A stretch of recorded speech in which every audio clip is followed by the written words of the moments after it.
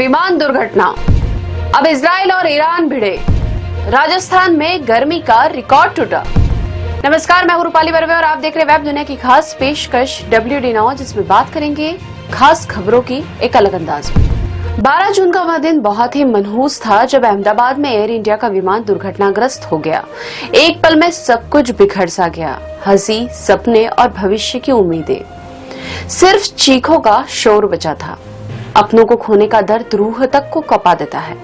वो खालीपन कभी भर नहीं पाएगा। बस एक कसक हमेशा हर व्यक्ति के दिल में रहेगी जिसने अपनों को खोया है। इस दर्दनाक हादसे का फिलहाल तो कोई कारण सामने नहीं आया है, लेकिन प्लेन क्रैश के बाद कई तरह की थ्योरी सामने आ रही है। इसमें ह्यूमन एरर से लेकर तकनीकी खामी, कोई साजिश या स्टाफ की लापरवाही भी बताई जा रही है। अभी तो शव को गिनने और उन्हें पहचानने का काम किया जा रहा है। ऐसे में हादसा कैसे और क्यों हुआ, इसका पता लगाने में शायद वक्त लग जाएगा। इस हादसे में विमान में सवार 241 यात्रियों समेत 270 से ज्यादा लोगों की मौत हो गई। गुजरात के पूर्व मुख्यमंत्री विजय रूपाणी का भी इस दुर्घटना में निधन हो गया। विशेषज्ञों की हादसे को लेकर अलग अलग राय है। प्लेन क्रैश में साजिश की बात भी कही जा रही है। हालांकि इसको लेकर अब तक कोई अधिकृत जानकारी सामने नहीं आई है, लेकिन सोशल मीडिया में इसको लेकर सुर्खियां जरूर है। इस बीच विमान का ब्लैक बॉक्स भी मिल चुका है। इसकी जांच के बाद से हादसे के कारण स्पष्ट हो सकेंगे। प्रधानमंत्री नरेंद्र मोदी और गृह मंत्री अमित शाह ने भी घटनास्थल का दौरा किया। मोदी अस्पताल में घायलों से भी मिले और उन्होंने विजय रूपाणी के परिजनों से भी मुलाकात की। NIA की टीम भी जांच के लिए अहमदाबाद पहुंच चुकी है। इस विमान हादसे से जुड़ी कुछ ऐसी चीजें भी सामने आई हैं जो किसी चमत्कार से कम नहीं है। सबसे बड़ा चमत्कार तो तब हुआ जब इस विमान में सवार विश्वास कुमार हादसे के बाद सुरक्षित रहे। कुमार विमान में आग लगने से ठीक पहले आपातकालीन द्वार के साथ बाहर आ गए। इसके साथ ही लंदन में रह रही भरूच की भूमि चौहान की जान इसलिए बच गई क्योंकि वे 10 मिनट लेट हो गई। उन्हें विमान में नहीं चढ़ने दिया गया। ट्रैफिक जाम होने के कारण वे समय पर एयरपोर्ट नहीं पहुंच पाई। उन्होंने कहा कि वे देवी की कृपा से बच गए हैं।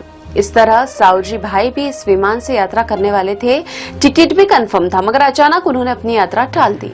उन्होंने कहा कि वे स्वामीनाथ भगवान की कृपा से बच गए। कुछ घटनाएं ऐसी थी जिनके बारे में सुनकर हर किसी का दिल बैठ गया। हंसते खिलखिलाते बच्चे, नवविवाहिताएं इस विमान में दुर्घटना में काल के गाल में समा गए। बोइंग के इस विमान में 18 बिजनेस क्लास और 238 इकोनॉमी क्लास सीटें थी। ये 41,000 घंटों से अधिक समय उड़ान भर चुका था और इसने लगभग 8,000 बार उड़ान भरी व लैंडिंग की थी। पिछले 12 महीनों में विमान ने 700 बार उड़ान भरी थी। विमान के दोनों पायलटों को भी विमान उड़ाने का खासा अनुभव था। हालांकि एयर इंडिया को 2013 में ड्रीम लाइनर्स में बैटरी संबंधी समस्या के कारण परेशानी हुई थी और इस समस्या के चलते तत्कालीन सरकारी स्वामित्व वाली एयर इंडिया को भी अपने ड्रीम लाइनर बेड़े को कुछ समय के लिए रोकना पड़ा था। उस समय एयरलाइन के पास ऐसे 6 विमान थे। इसके अलावा एयरलाइन को इन मुद्दों के लिए बोइंग से मुआवजा भी मिलता था। विमान में खराबी थी या मानवीय भूल, यह जांच का विषय है। ऐसे में जांच के बाद ही हादसे की हकीकत सामने आ पाएगी। रूस और यूक्रेन के बीच तो जंग जारी ही है। इस बीच मध्य पूर्व में इजराइल और ईरान के बीच नया मोर्चा खुल गया है। हर खबर एक नई चिंता लाती है और हर बयान युद्ध की आशंका। लोग दुआ कर रहे हैं कि युद्ध और न भड़के, क्योंकि युद्ध की आग में न जाने कितने घर उजड़ जाते हैं और न जाने कितने ही सपने खाक में मिल जाते हैं। इजराइल के हमले से तीसरी विश्व युद्ध की आहट भी सुनाई देने लगी है। इजराइल ने 13 जून को अल सुबह ईरान के परमाणु ठिकानों को नष्ट कर दिया। वहीं उसके शीर्ष कमांडरों सहित 70 से ज्यादा लोगों की मौत हुई है। ईरान ने इजरायली हमले में 78 लोगों के मारे जाने की और 300 से ज्यादा लोगों के घायल होने की बात कही है। इजराइल ने कहा कि यह हमला उसके प्रतिद्वंदी के परमाणु हथियार बनाने के और करीब पहुंचने से पहले जरूरी था। इजराइल को अपने अस्तित्व का डर सता रहा है। इन हमलों से इन दो धूर विरोधी देशों के बीच व्यापक युद्ध की आशंका बढ़ गई है। ईरान ने भी तुरंत जवाबी कार्रवाई करते हुए इजराइल पर ड्रोन हमले किए। ईरान के सर्वोच्च नेता अयातुल्ला अली खुमैनी ने हमले के बाद कहा कि इजराइल को कड़ी सजा दी जाएगी। वहीं इजराइल ने कहा कि हमले जारी रहेंगे। दरअसल हाल ही में संयुक्त राष्ट्र के परमाणु नियामक ने ईरान को परमाणु हथियार विकसित करने से रोकने के लिए निर्धारित दायित्वों का पालन न करने के लिए फटकार लगाई थी। इजरायली सेना ने कहा कि ईरान के लगभग 100 ठिकानों पर शुरुआती हमले में लगभग 200 विमान शामिल थे। इजरायल की जासूसी एजेंसी मोसाद ईरान के अंदर समय से पहले विस्फोटक ड्रोन तैनात करने और फिर उन्हें तेहरान के पास ईरानी बेस पर मिसाइल लॉन्चर को निशाना बनाने के लिए सक्रिय करने में भी सक्षम रही। इजराइल के प्रधानमंत्री बेंजामिन नेतन्याहू ने खुलासा किया कि ईरान के परमाणु कार्यक्रम के खिलाफ बड़े पैमाने पर सैन्य हमलों की अनुमति 6 महीने पहले यानी कि नवंबर 2024 में दे दी गई थी और शुरू में इन्हें अप्रैल 2025 के लिए निर्धारित किया गया था। इन हमलों को ऑपरेशन राइजिंग लॉयन नाम दिया गया है।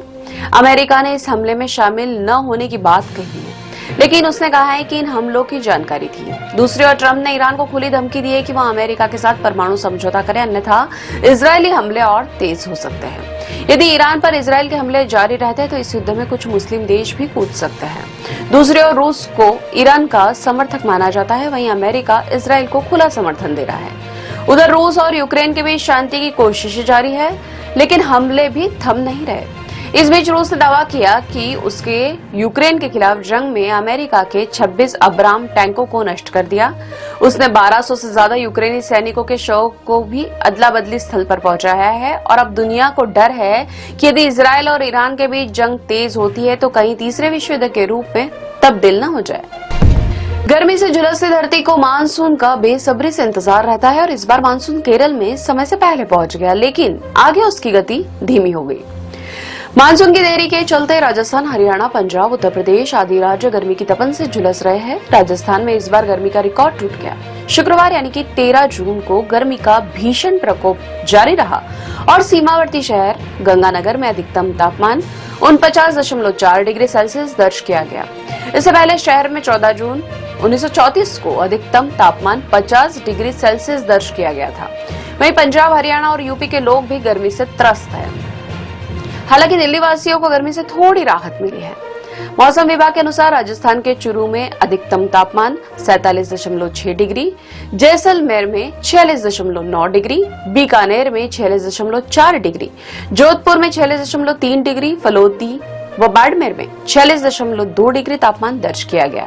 हरियाणा के हिसार में 44.6 डिग्री सेल्सियस तापमान दर्ज किया गया। गुरुग्राम में अधिकतम तापमान 44 डिग्री, रोहतक में 43.1 डिग्री, नारनौल में 44.3 डिग्री और भिवानी में 43.6 डिग्री सेल्सियस तापमान दर्ज किया गया। वहीं राजधानी चंडीगढ़ में अधिकतम तापमान 39.6 डिग्री सेल्सियस दर्ज किया गया। पंजाब में भटिंडा सबसे गर्म स्थान रहा, जहां अधिकतम तापमान 46 डिग्री सेल्सियस रहा। यूपी में भी शुक्रवार को मौसम गर्म रहा और अधिकांश स्थानों पर अधिकतम तापमान 40 डिग्री सेल्सियस से अधिक दर्ज किया गया। एमडी के अनुसार आगरा में 45 डिग्री सेल्सियस के साथ राज्यों में सबसे गर्म स्थान रहा। राष्ट्रीय राजधानी में लगातार 4 दिनों तक भीषण गर्मी रहने के बाद शुक्रवार को तापमान में कुछ गिरावट दर्ज की गई। मानसून की गति पकड़ने की उम्मीद बढ़ी है। जल्दी मानसून उत्तर भारत के राज्यों में सक्रिय होने की संभावना है। लोगों को भी राहत भरी बौछारों का इंतजार है ताकि भीषण गर्मी से निजात मिले। अब खबरें संक्षेप में। अमेरिकी राष्ट्रपति कार्यालय व्हाइट हाउस की सफाई। अमेरिकी सेना की 250वीं वर्षगांठ के मौके पर 14 जून को पाकिस्तानी सेना प्रमुख फील्ड मार्शल आसिम मुनीर को नहीं बुलाया। 14 जून को अमेरिकी राष्ट्रपति डोनाल्ड ट्रंप का जन्मदिन भी है। इसरो ने दी खुशखबरी। भारतीय वायुसेना के पायलट और अंतरिक्ष यात्री शुभांशु शुक्ला अब 19 जून को भरेंगे उड़ान।